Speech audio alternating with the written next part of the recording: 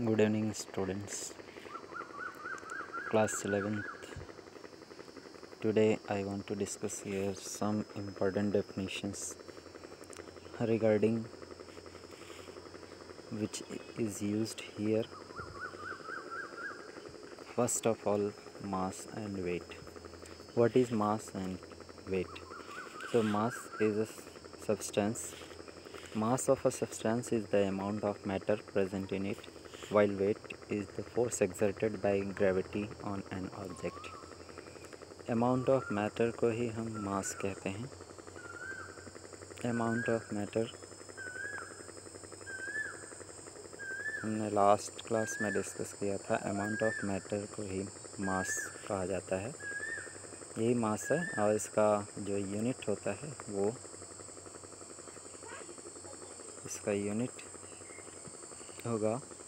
होता है mole. Amount of matter का यूनिट मोल होगा और mass kg. Okay, so amount of matter is known as mass. And second thing, weight. so मास के बारे में और हम अगर जाने तो मास जो है ये कांस्टेंट होगा। मास ऑलवेज कांस्टेंट एवरीवेयर, हर जगह कांस्टेंट होगा। और जो वेट होगा, वेट की अगर बात करें यहाँ पे तो वेट होगा force exerted by gravity is called weight. Mass amount of matter होता है और वेट जो होता है वो होता है force exerted by gravity. W equals to m into g and F equals to ma. We already know force equals to mass into acceleration, but here weight equals to mass into gravity. So this is relation between mass and weight. मास और wait में ये relation होता है। और यहाँ पर अगर हम देखें तो इसका एसआई यूनिट दोनों का एसआई यूनिट जो होगा वो किलोग्राम होगा। और ये डिराइव्ड यूनिट है, डिराइव्ड एसआई यूनिट। और इसका वेट का जो यूनिट होगा वो न्यूटन होगा। क्यों न्यूटन होगा? क्योंकि फोर्स का यूनिट भी न्यूटन होता है। तो यहाँ पर अगर हम देखें तो F equals to M into A होगा। F equals to M into A, तो mass kilogram, this one acceleration metre पर सेकेंड स्क्वायर, तो ये हो सकता है आपका न्यूटन। तो 1 न्यूटन इक्वल्स टू 1 kg पर मीटर पर second square. This is the unit of weight also. W equals to M into G, metre पर सेकेंड स्क्वायर जी का यूनिट होगा, तो W का यूनिट भी क्या होगा? न्यूटन होगा। नेक्स्ट और बात करें वॉल्यूम का, तो वॉल्यूम है ये quantity of 3 dimensional space enclosed by some closed boundary. For example, the space that a substance, solid, liquid or plasma or the shape occupies or contains. Okay, so volume is often quantified numerically using the SI unit, derived unit, and this unit is volume. Volume का जो unit होगा वो होगा metre cube. This is SI unit. Okay, cubic metre भी हम कह सकते हैं। तो वॉल्यूम क्या है? 3D स्पेस में स्पेस जो ऑक्यूपाई करता है, some closed boundary. Okay, 3D space में लाइक दिस क्यूबॉइड शेप में इसका जो वॉल्यूम होगा वो ऑक्यूपाई करेगा 3D शेप में सॉलिड, लिक्विड और प्लाज्मा वाले substance. Okay, so now volume density, इस पर डेंसिटी भी अगर हम यहाँ पे बात करें डेंसिटी क्या होगा, तो D इक्वल्स टू एक रिलेशन होता है डेंसिटी का मास अपॉन वॉल्यूम। सो मास अपॉन वॉल्यूम, तो इसका अगर यूनिट हम बात करें तो डेंसिटी क्या है? मास डेंसिटी, और density of a material is defined as mass per unit volume. The symbol of density is always D और rho. This is also symbol of density. Greek letter, it is a Greek letter, and SI unit of this one mass kg and volume meter per cube. So SI unit is kg meter per meter cube. Temperature की बात करें तो temperature भी एक physical quantity है और physical property of matter है। ये एक्सप्रेस किया जाता है कॉमन नोटेशन में, हॉट एंड कोल्ड। ये मतलब नोटेशन है हॉटनेस और कोल्डनेस का, मतलब मेज़रमेंट करता है हॉटनेस और कोल्डनेस का, इसको हम टेम्परेचर कहते हैं। और इसका 3 स्केल है, टेम्परेचर को मेज़र करने का 3 स्केल है। First scale degree Celsius, degree Celsius, degree Fahrenheit and degree Kelvin. These 3 scale of the temperatures: degree Celsius, degree Fahrenheit and Kelvin. And degree F formula, how we can interconvert each other, दोनों को हम कैसे convert करेंगे। तो degree Fahrenheit का formula है degree Fahrenheit equals to 9/5 degree Celsius plus 32 this is the degree Fahrenheit scale temperature. अगर Celsius में दिया है तो उसको हम डिग्री फ़ारेनहाइट में कन्वर्ट कर सकते हैं, और केल्विन में चेंज करना है तो डिग्री सेल्सियस प्लस 273। इस डिग्री सेल्सियस में टेम्परेचर दिया है तो उसको हम डिग्री सेल्सियस से केल्विन में चेंज कर सकते हैं बाय एडिंग 273.15 ये फार्मूला है। अब नेक्स्ट हम बात करेंगे लॉ ऑफ केमिकल कॉम्बिनेशन की, लॉ ऑफ केमिकल कॉम्बिनेशन की।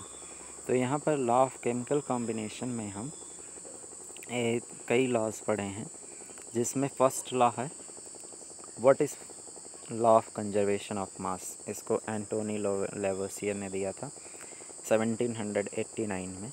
एंटोनी लेवोसियर, ये नाम याद रखिएगा, Antony Lavoisier, Antony Lavoisier. Antony Lavoisier कब दिए थे?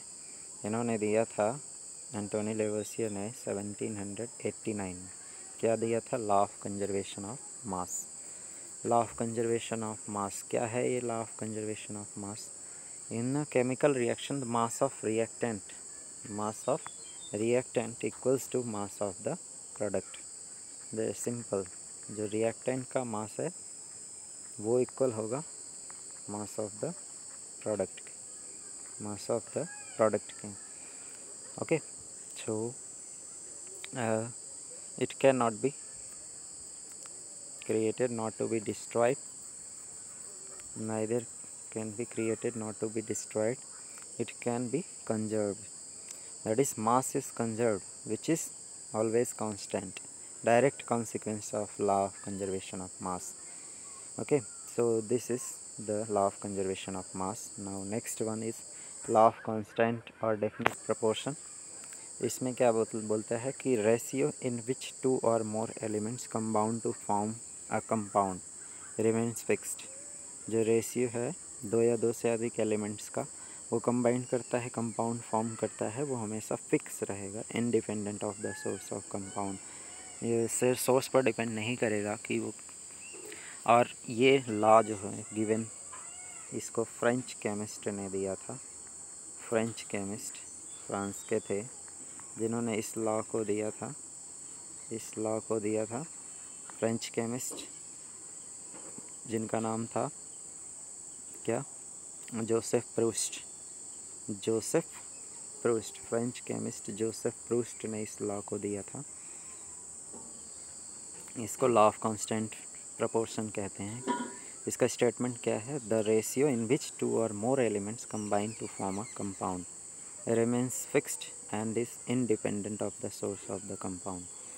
Law of multiple proportion: when 2 elements combine to form 2 or more compounds, then the ratio of masses of one element that combines with fixed mass of the other element in the 2 compound is simple whole number ratio. For example, hydrogen and oxygen, hydrogen and oxygen, H2 plus O2, H2 plus O2, when these will combine then it will form water. So what is the ratio of hydrogen and oxygen? Hydrogen and oxygen, it is always fixed, 1:8, 1:8. This law is given by John Dalton. This is law of definite proportion, multiple proportion. It was given in 1803 में ये law दिया गया था John Dalton के द्वारा। तो इसमें क्या था कि इनका जो रेशियो है वो फिक्स रहेगा, mass of one element that combines with the other elements always fixed in simple ratio, whole number ratio. And law of reciprocal proportion, what this statement says that, ये क्या कहता है, when three elements combined with each other, तीन element हैं अगर वो combine करते हैं, तीन element A B C, suppose that A B C, ये तीनों कंबाइन करते हैं और एक प्रोडक्ट फॉर्म करते हैं। तो when three elements combine with each other in combination of two and form three compounds, then the ratio mass of two elements, दो एलिमेंट का जो मास रेशियो होगा,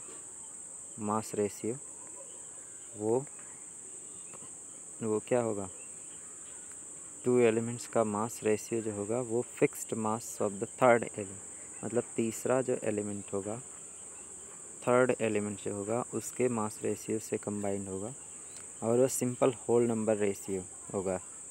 ओके, तो सिंपल यहाँ पर अगर हम देखें तो ये लॉ क्या कहता है, this law says that, again we see that this one, mass ratio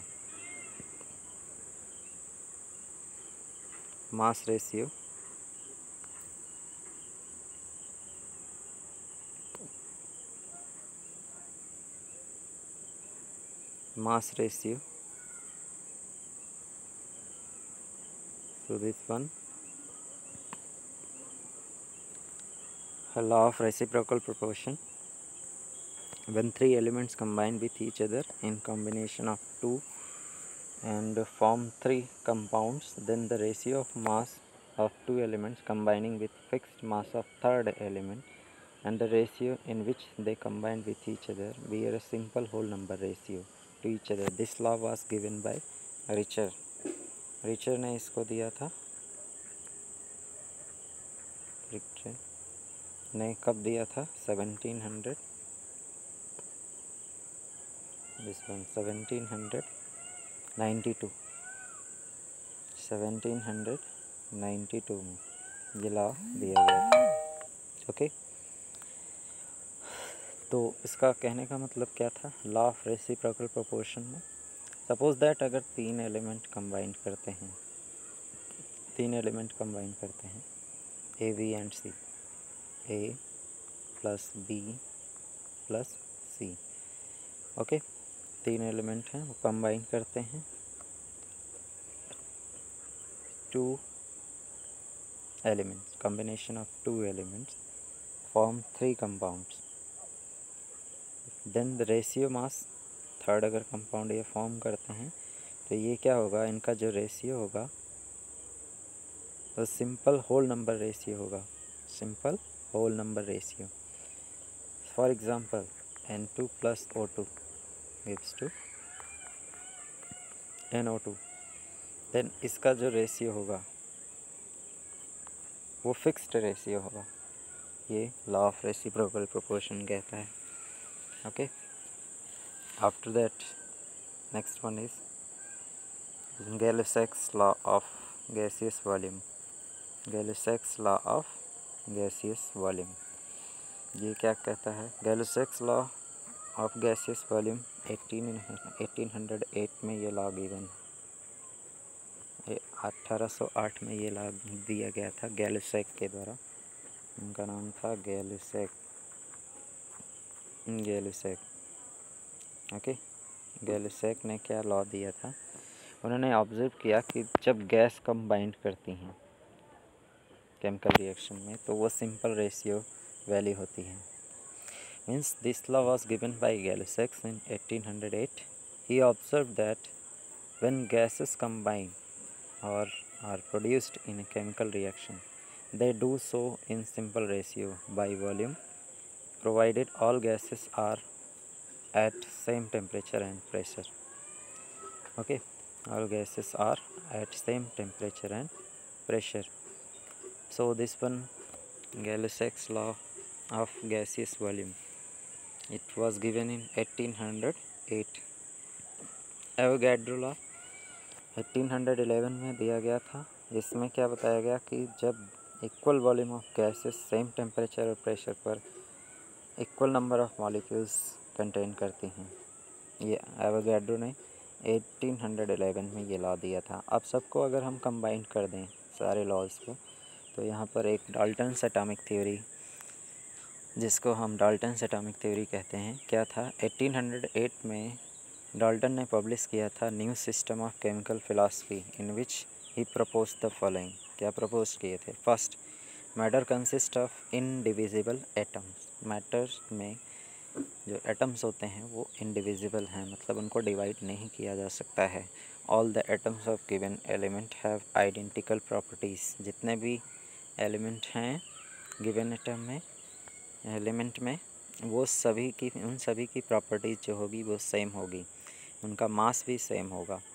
atoms of different elements differ in mass. Atoms of different elements differ in mass. अगर अलग अलग एलिमेंट हैं, उनके एटम्स उन मास में अलग अलग होंगे, मास भी उनका अलग अलग होगा। कंपाउंड जो फॉर्म करेगा, जब एटम डिफरेंट एलिमेंट से कंबाइन करते हैं तो उनका रेशियो जो होगा वो फिक्स होगा।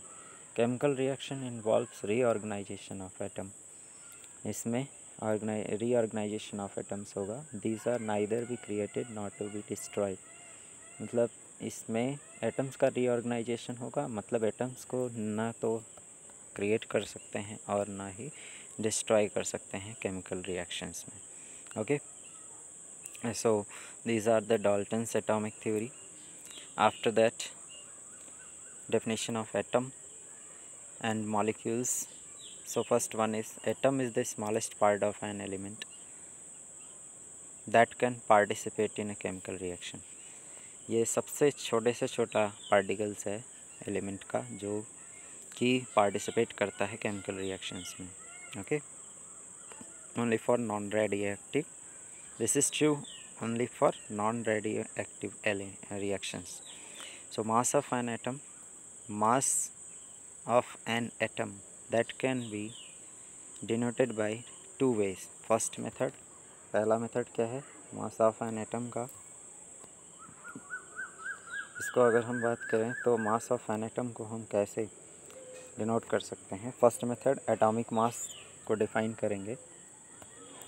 एटम के मास को एटॉमिक मास कहेंगे। 1/12 mass of carbon atom, 1/12 mass of carbon atom. Okay, 12th mass of carbon atom पहला हो गया। That is 1 atomic mass unit, AMU, AMU। This is AMU refers here atomic mass unit, atomic mass unit. Okay, so this is the full form of AMU, atomic mass unit. And after that, second way, mass of 6.022 into 10 power 23 into 10 power 23 number of moles. This is known as Avogadro number. Okay, Avogadro number 6.022 into 10 power 23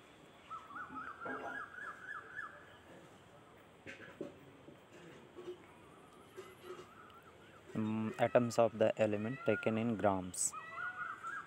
This is known as molar atomic mass. Molar atomic mass. Molar atomic mass. Molar atomic mass, जिसमें कि इतने atoms होंगे उसका मास जो है molar atomic mass होगा।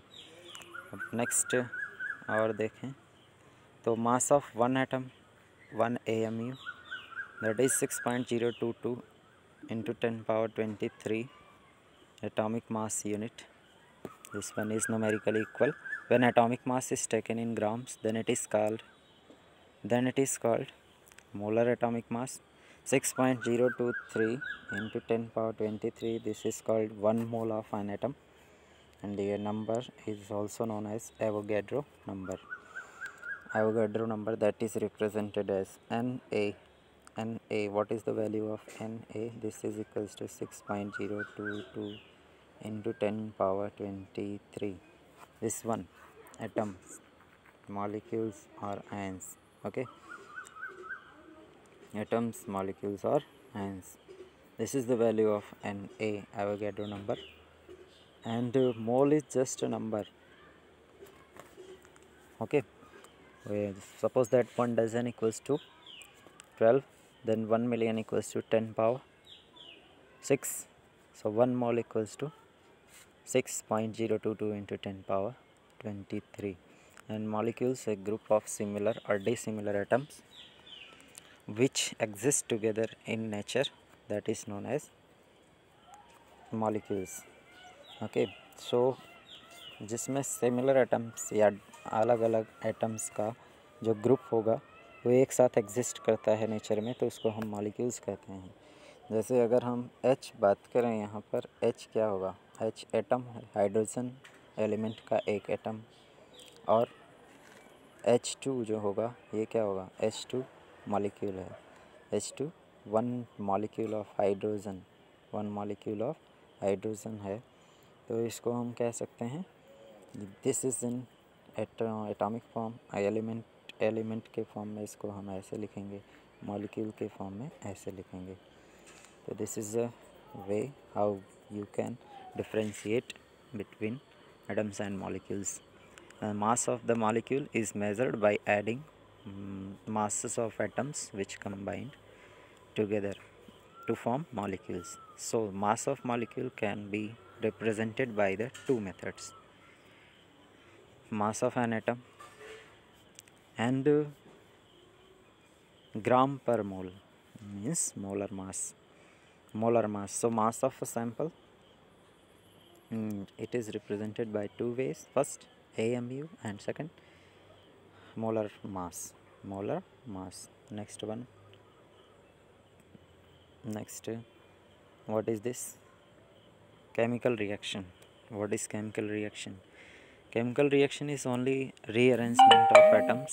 Atoms form different molecules, maybe even or different, even same molecules rearrange themselves to form new molecules.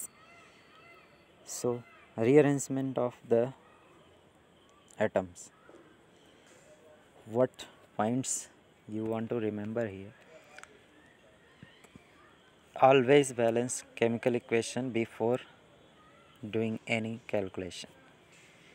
कोई भी कैलकुलेशन करने से पहले हमें इक्वेशन को, केमिकल इक्वेशन को बैलेंस करना पड़ेगा। और the number of molecules in a reaction need not to be conserve. Number of molecules in a reaction need not to be conserve. इसको हमें कंजर्व करने की ज़रूरत नहीं है. It is not conserve. If we talk about only rearrangement of atoms in balanced chemical equation, then it is evident that the mass of atoms is in the reactants side is equal to the sum of the masses of atoms on the product side. So law of conservation of mass of an atoms. So we can say that mass of an atom towards reactant side always equals to mass of the product. This is true for balanced chemical equation, right? And stoichiometry, this is one of the another properties, study of chemical reactions and calculations related to it, that is known as stoichiometry. Coefficient used to balance the reaction are called stoichiometric coefficient. For example, जैसे हम यहाँ पर अगर देखें, इस reaction में N2 plus 3H2 gives to 2NH3, then what are the stoichiometric coefficient? In reactant side, this one 1, this coefficient 1, 3. These are stoichiometric coefficient. Okay, and here product side 2. This is the stoichiometric coefficient. Next, what points remember here? यहाँ पर ध्यान रखने की बात यह है कि स्टोइचियोमेट्रिक coefficient जो होता है वो रेशियो ऑफ मॉलिक्यूल्स या मोल्स होता है, जो कि रिएक्ट करता है रेशियो ऑफ मासेस, ना कि रेशियो ऑफ मास होता है। ठीक है, तो स्टोइचियोमेट्रिक कोफिशिएंट क्या देता है? रेशियो ऑफ मॉलिक्यूल्स और moles. Stoichiometric ratios can be used to predict the moles of product formed only if all the reactants are present in the stoichiometric ratio. Practically, the amount of products formed is always less than the amount of predicted by theoretical calculations. Now, last point of this topic here, limiting reagent and excess reagent. यहाँ पर इसको समझना ज़रूरी है, इससे questions आते हैं। Reactants जो है हमेशा स्टोइचियोमेट्रिक रेशियोज में लिया जाता है, जिसमें रिक्वायर्ड अमाउंट में डिटरमिन किया जाता है कितना प्रोडक्ट फॉर्म हुआ, उसको लिमिटिंग रिएजेंट कहते हैं। कितना रिएक्टेंट कंज्यूम हुआ, और वो हमेशा लेस होगा अमाउंट ऑफ प्रोडक्ट्स से। हमेशा रिएक्टेंट जो होगा, रिएक्टेंट वो डिक्रीज़ होगा, जो प्रोडक्ट फॉर्मेशन होगा वो इंक्रीज़ करेगा। तो कितना अमाउंट ऑफ रिएक्टेंट कंज्यूम हुआ, ये हमेशा प्रोडक्ट से क्या होगा? लेस होगा। क्या लेस होगा? रिएक्टेंट लेस होगा। तो इसी को लिमिटिंग रिएजेंट कहते हैं। Okay, so how we can define it? हम इसको डिफाइन कर सकते हैं, if the reactants are not taken in the stoichiometric ratio, then the reactant which is less than the required amount determines how much product will be formed. वही reactant पता करता है कि कितना प्रोडक्ट फॉर्म हुआ। इसी को हम लिमिटिंग रिएजेंट कहते हैं। मतलब कि जो रिएगेंट, जो रिएक्टेंट, जितना अमाउंट हमें ज़रूरत है प्रोडक्ट को पता लगाने के लिए कि कितना प्रोडक्ट फॉर्म हुआ, उसी को हम लिमिटिंग रिएगेंट कहते हैं। And reactant present in excess, that is known as excess reagent. अगर वो एक्सेस अमाउंट में है तो उसको हम एक्सेस रिएगेंट कहेंगे। अगर हम कार्बन, जैसे यहाँ पर एक एग्जांपल के थ्रू इसको समझते हैं, carbon plus oxygen gives to carbon dioxide. तो यहाँ पर ये जब कार्बन को जलाया जाता है एयर में, तो इनफाइनाइट सप्लाई ऑफ ऑक्सीजन होता है। तो amount of carbon dioxide produce जो होता है, वो अमाउंट ऑफ कार्बन डिपेंड करता है कि कितना अमाउंट ऑफ कार्बन लिया गया। In that case carbon is known as limiting reagent. This is known as limiting reagent, and oxygen is excess reagent. इसको एक्सेस में लिया गया, infinite amount of oxygen required here, so it is known as excess reagent. How you can determine percentage yield? Last this one, percentage yield अगर हमें calculate करना है तो उसके लिए एक फार्मूला है, very easy formula, that is actual yield. Yield मतलब कितना हमें प्राप्त हुआ, actual yield upon theoretical yield. अगर एक्चुअल यील्ड को हम थ्योरेटिकल यील्ड से डिवाइड कर दें, actual yield upon theoretical yield, theoretical yield into 100, तो हमें मिल जाएगा यील्ड। तो इससे हम यील्ड निकाल सकते हैं। ओके, percentage yield, actual yield upon theoretical yield, then we will get percentage yield. Yield find out करने का ये फार्मूला है। सो अगर हमें मोल फ्रैक्शन पता करना है, मोल फ्रैक्शन किसी भी एक्स का सब्सटेंस का, तो उसमें हम moles of component upon moles of solution. Suppose that अगर दो कंपोनेंट हैं ए और बी, दो कंपोनेंट हैं, तो इसका मोल Na Nb, ये होगा number of moles Na plus Nb। तो यहाँ पर अगर हमें एक कंपोनेंट का मोल फ्रैक्शन निकालना है तो इसके लिए हम क्या करेंगे, इसके लिए हम करेंगे N1 Na plus Nb upon Na। Okay, तो दोनों का जो ये होगा mole of the component upon total moles of the solution, इसे हम फाइंड आउट कर सकते हैं। नंबर ऑफ़ कंपोनेंट्स, जैसे मान लीजिए नंबर ऑफ़ कंपोनेंट्स इसका Na है, ए कंपोनेंट का हमें निकालना है तो कितना टोटल है नंबर ऑफ़ मोल्स, उससे हम पता कर सकते हैं। इसी तरह से हम Nb के लिए भी Nb upon Na plus Nb, तो ये मोल फ्रैक्शन होगा। मोल फ्रैक्शन को हम x से डिनोट करते हैं, x equals to Na upon Na plus Nb, where Na is number of moles of A component and Nb is number of moles of B component. By using this relation we can find out the mole fraction, पता कर सकते हैं mole fraction। Okay, मास percent के लिए क्या formula होगा, मास percent के लिए हम ग्राम में निकालना है तो हम mass of solute upon mass of solution into 100 कर देंगे तो निकल जाएगा मास percent. And mass upon volume, mass of solute upon 100 ml of solution, अगर 100 ml में निकालना है तो उसको हम निकाल सकते हैं। जो by using different formula we can find out this one. In next class I will discuss about the different types of numerical related to normality, molarity, mole fraction and mass percent, volume percent, strength of the volume, which is necessary for the practical purpose. Thank you so much.